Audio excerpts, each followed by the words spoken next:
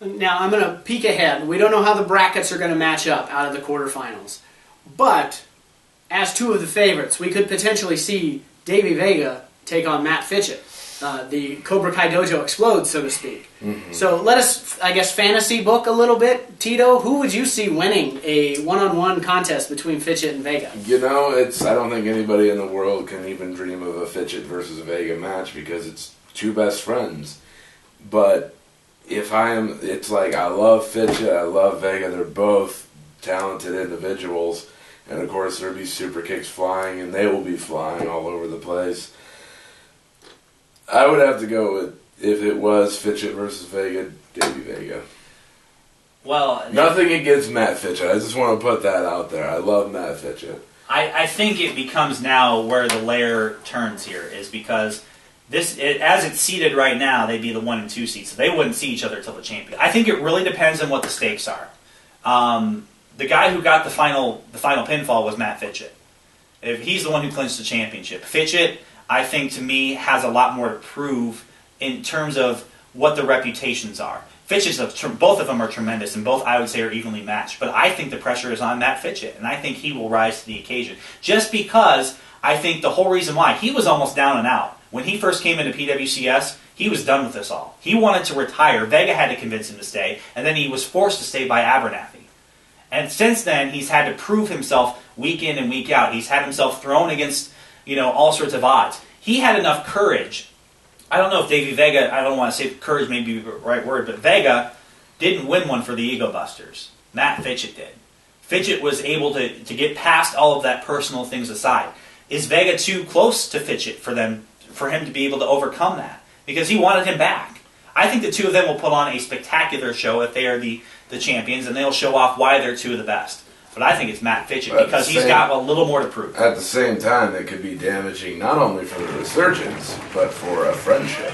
If they were to go head-to-head, that would be bad at least the start of the season. And it's, of course, it would just be terrible for the resurgence, and it would be terrible to see those two best friends be torn apart. I think they have enough respect for one another that it would be a healthy competition.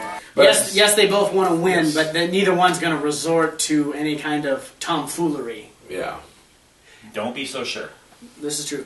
I'm going to side with you. I'm going to go with Fitchett, but for one reason, I think they're dead even. And you put them in a neutral zone, you put them in a neutral field, wrestling ring, it could go either way, a flip of the coin. We are in Granite City, Illinois. Mat Fitchett has the home field advantage. There you go, home court advantage. Absolutely. That's what makes them a great tag team, is because they are the best together. They are the best individual, all the way around best, and that's why it's great to see them together. And it'd be amazing to watch that match, but it'd be terrible to see two friends have to go up against each other. Any closing thoughts? They're both tremendous. They are both the champions for a reason. They're both the last two standing this year for a reason. They're some of the best we have to offer. If the two of them went head-to-head, there's a lot of different layers to this onion that could ultimately play out. So I'm excited if that ends up being the case, but there's a lot of great talent in this 8-man tournament. Speaking of Granite City, we will be at a new location in Granite City. It's at KG Sports Bar and Banquet Center at 5050 Namioki Road. That's the old bowling alley. It's been converted into this beautiful banquet space. We're really looking forward to making it our new home in 2016 and hopefully beyond. We've got plenty of bathrooms, there's food, there's beer, everything you could hope for. We'll be there February 20th for the STLI, the inaugural STLI. Watch out for beer, Scotty. I'm excited. How about you guys? I'm very excited. And you say beautiful, but I think we're going to tear that place apart in a good way. I think that's going to be a really fun place to be. Blow the roof off. And I think our fans have been deserving, especially the ones who've been so loyal to us for the past few years, of a venue where they can have top-notch service outside of the ring. And I think that's going to be really exciting. And, I'm excited for intermission now because I get myself a little platter of wings. You mentioned beer. I might just get myself an iced tea or something. But the commentator is going to be very well taken care of, and he's very excited. I know it's going to be great because it's like no ill will towards our former venues. They were great for hosting us, but we're moving on up to the we're growing. Town is.